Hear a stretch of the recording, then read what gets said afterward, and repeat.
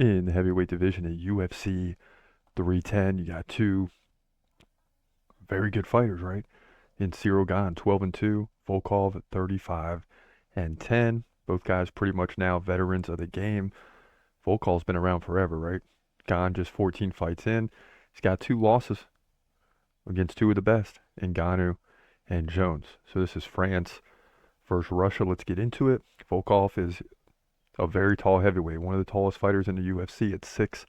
Ciryl Gane's no slouch, though. He's 6'4".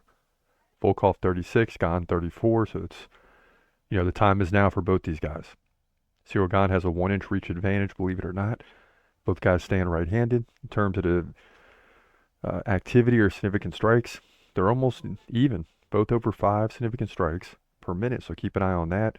And neither fighter really likes to take the fight to the ground. They want to keep the fight standing. Now, Ciryl Gane is coming off a win over Sergey Spivak by second round KO. He did lose to John Jones, you remember. First round submission in about 2 minutes, and before that he beat Tai Tuivasa. So in the last 4 fights, he has 2 really good opponents, right? In John Jones and Francis Ngannou, and 2 lower level opponents. So we still are trying to figure out where this guy's at. And, these guys fought back in 2021, so this will be the rematch.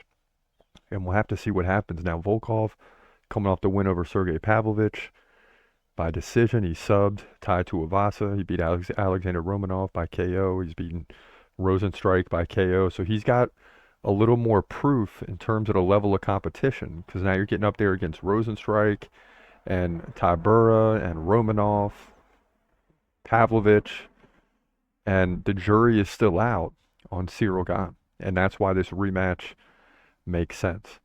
In the first fight, it was 135-115 Ciryl Gane.